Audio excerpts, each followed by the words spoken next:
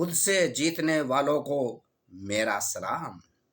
सबसे जरूरी चीज है जो कि हम सीख सकते हैं वो है कि ऐसे पुख्ता और फोकस कदम लेते चले जाना जिससे यह तय हो जाए कि बड़े रिजल्ट का मिलना पक्का है। इसका सबसे अच्छा रियल लाइफ उदाहरण है जैकी चैन का इंग्लिश सीखना। 1980 के आते आते जैकी चैन चाइना में बड़े कलाकार बन चुके थे, लेकिन बॉलीवुड में पैर जमाने के लिए इंग्लिश आना जरूरी था। चीनी लोगों के लिए इंग्लिश सीखना कठिन होता है क्योंकि चीनी भाषा इंग्लिश से बहुत अलग है। खासकर चीनी लोगों के उच्चारण काफी अलग होते हैं। इसी बंधन को तोड़ने के लिए जैकी चैन ने क्या किया, प्लेन पकड़कर सीधे कैलिफोर्निया पहुंचे जिससे वो इंग्लिश बोलने वाली दुनिया में डूब जाए। इतना ही नहीं, जैकी चैन इंग्लिश टीचर के साथ 9 घंटे अभ्यास करते, एक ही इंग्लिश गाने को कई बार सुनते, एक टीवी एपिसोड को कई बार देखते जिससे वह जल्दी से जल्दी इंग्लिश बोलना सीख सके। जैकी चैन प्रोड्यूसर के खर्चे पर अमेरिका आए थे। वे चाहते तो दिन के 4-5 घंटे अभ्यास कर सकते थे, लेकिन उनका मानना था हर समस्या को सुलझाने की जिम्मेदारी लेना, हर रुकावट को पार करने की जिम्मेदारी लेना। लक्ष्य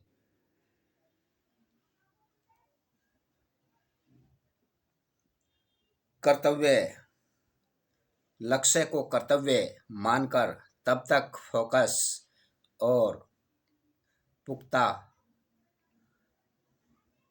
करना जब तक रिजल्ट सामने न आ जाए। रुकावटों का बांध टूट जाता है यदि हम कोई भी काम करने का मन में ठान ले। इन्हीं मन की बातों को जैकी चैन ने जीवन भर अप्लाई किया। दूसरी बात जो जैकी चैन ने अपने जीवन में अपनाई वह थी अथक मेहनत। उनसे पूछा गया कि आप जैकी चैन कैसे बने, तो जैकी चैन ने उत्तर दिया, जब लोग सो रहे थे तब मैं कुंग फू अभ्यास कर रहा था। लेकिन इस सरल वाक्य के पीछे उनका बचपन छुपा है। जैकी के माता पिता चाइना से जान बचाकर हांगकांग आए थे। हांगकांग में माता पिता को किसी बड़े अफसर के घर खाना बनाने वाले रसोइया का काम मिल गया। माँ साफ सफाई का काम करती थी। इनका पूरा परिवार एक कमरे में रहता था। जैकी चैन को पढ़ने में दिक्कत आती थी, इस कारण वह प्राइमरी क्लास में फेल हो गए। पिता ने जैकी की हालत देखकर दूसरे ड्रामा स्कूल में भर्ती करा दिया। स्कूल में जैकी चैन डांस, नाटक, कुंग फू, अभिनय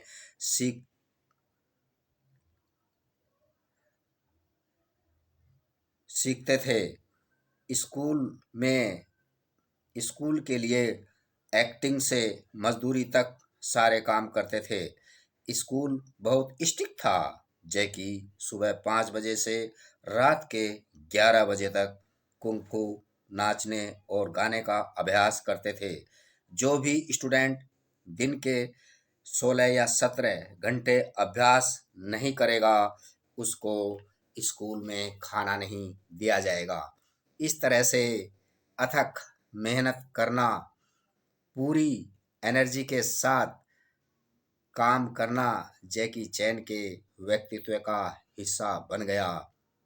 जैकी चैन कहते हैं कि मैंने स्कूल से एक महत्वपूर्ण सबक सीखा, एक दूसरे की मदद करना। छोटे बच्चे स्कूल में जैकी चैन की मजाक बनाते थे, उन्हें परेशान करते थे, डराते धमकाते और खाना छीन लेते थे। ये कुछ दिनों तक चलता रहा। फिर एक दिन जैकी चैन ने छोटे बच्चे को बचाने के लिए बड़े शैतान बच्चों का सामना किया। जैकी चैन का साहस देखकर बड़े बच्चों ने फिर कभी उन्हें परेशान नहीं किया। उस दिन जैकी चैन से सब डरने लगे और जैकी चैन ने सीखा, जब आप दूसरों की मदद करते हैं तब अपने अंदर से भी जीतते हो और बेहतर इंसान बनते हो। जैकी चैन जीवन में साहस कूट कूट कर भरा था। अपने निश्चय की बदौलत जैकी चैन 17 साल की उम्र में ड्रामा छोड़कर चाइनीज प्रोडक्शन के लिए एक्स्ट्रा और स्टंटमैन का काम करने लगे। यहाँ कभी काम मिल जाता और कभी डायरेक्टर भगा देता कि तुमसे कुछ नहीं होगा। लेकिन इस समय तक जैकी चैन फिल्मों में काम करने की जिद पकड़ चुके थे। एक मूवी का स्टंट सीन बेहद खतरनाक था। सीन ऐसा था कि बिना नेट या रस्सी के ऊपर बालकनी से टकराते हुए नीचे गिरना था। स्टंट कोऑर्डिनेटर ने यह सीन करवाने से मना कर दिया। तब जैकी चैन को खुद आगे बढ़कर कहना पड़ा कि यह स्टंट मैं करूँगा। बड़े वो बड़े साहस के साथ एक दो बार नहीं, उन्होंने इस स्टंट को एक बार नहीं बल्कि 2 बार किया। इसके बाद कास्टिंग डायरेक्टर जैकी चैन को जानने लगे। फिर धीरे धीरे उनको छोटे मोटे रोल मिलने लगे और आखिर में उन्हें हीरो का रोल मिला। जैकी चैन की पहली फिल्में फ्लॉप रही क्योंकि प्रोड्यूसर्स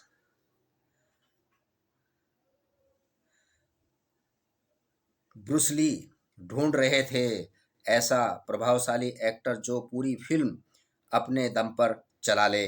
जैकी चैन कहते हैं कि जब ब्रूस ली पंच के साथ चिल्लाते तो वे गुस्सा और शक्ति व्यक्त करते, लेकिन जब मैं चिल्लाता हूँ तो यह बताने के लिए कि पंच से मारने वाले को भी दर्द होता है। वह कहते हैं कि मैं दूसरा ब्रूस ली नहीं बल्कि पहला जैकी चैन बनना चाहता था। लेकिन उस समय जैकी चैन को एक्सपेरिमेंट करने के लिए दूसरा मौका मिलना मुश्किल था। लेकिन जैकी कहाँ रुकने वाला था। वह कहते हैं कि मैंने फिल्म सेट पर ही दृढ़ निश्चय किया कि मैं लोगों को पसंद आने वाली बेहतरीन पिक्चरें बनाऊंगा। और इसके बाद जब भी उन्हें खाली सेट मिलता वह घंटों अकेले एक्सपेरिमेंट करते। वह बाद में एक सीन को वो कई कई बार रिशूट रिशूट कर लेते जब तक उन्हें परफेक्ट सीन नहीं मिल जाता। इस तरह से उन्हें एक्शन के साथ कॉमेडी सीन करना शुरू कर दिया और उसमें इमोशनल सीन भी जोड़ दिया। लोगों को उनका यह कॉम्बिनेशन फिल्मों में बहुत पसंद आया। जैकी चैन की फिल्में ब्लॉक बस्टर होने लगी। जैकी चैन ने देखा कि डायरेक्टर ज़्यादा एक्सपेरिमेंट नहीं करने देते। जो जैकी चैन हीरो के साथ साथ स्क्रिप्ट राइटर, डायरेक्टर,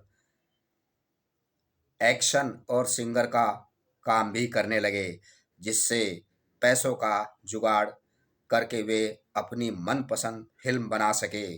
5 साल की मेहनत के बाद उन्होंने पैसे इकट्ठे किए और फिल्म यंग मास्टर बनाई, जिसे लोगों ने खूब पसंद किया। जैकी चैन प्रोड्यूसर भी बन चुके थे, लेकिन जैकी चैन कहते हैं कि मुझे दुनिया की ऑडियंस तक पहुंचते पहुंचते 20 साल और लगे।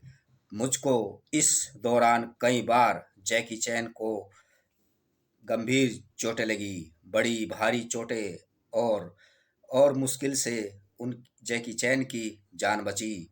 वह टूटे हाथ पैर, फ्रैक्चर हुए हाथों पैरों से काम करते और शूटिंग कंप्लीट करते। एक हीरो के ना होने से पूरा प्रोडक्शन रुक जाता है और फिल्मों को नुकसान होता है। अगली बात जो जैकी चैन के जीवन से सीखने की है, वह है कि सवाल मत करो।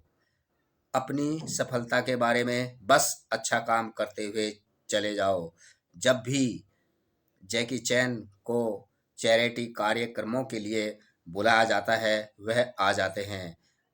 एक बार 30 घंटे की यात्रा करके आए और अगली सुबह 30 घंटे की यात्रा कर के चले गए अपनी शूटिंग कंप्लीट करने। जैकी चैन कहते हैं कि हर कोई बता सकता है कि आप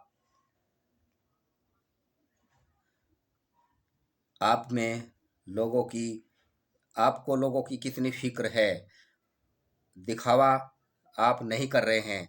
जैकी चैन अपनी सफलता का श्रेय अपनी पूरी टीम को देते हुए कहते हैं कि सफलता के केवल आपकी ही नहीं होती, आपके टैलेंट, स्मार्टनेस से बड़ी है आपकी सफलता।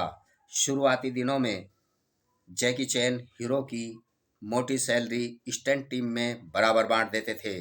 फिल्मों में अपने साथ काम करने वालों का लोन भी चुका देते थे। दोस्तों, जैकी चैन के काम से संबंधित जब एक स्टूडेंट ग्रुप ने पूछा कि कैरियर में आगे कैसे बढ़ना चाहिए, तो जैकी चैन कहते हैं कि अभ्यास, दृढ़ निश्चय और मेहनत। बीच में आराम करना जरूरी है, लेकिन कभी भी सपनों में भी खुद को लक्ष्य से अलग मत करो। दिन रात दृढ़ निश्चय से चलते रहो। काम ना मिले तो अभ्यास करते रहो। किसी न तरह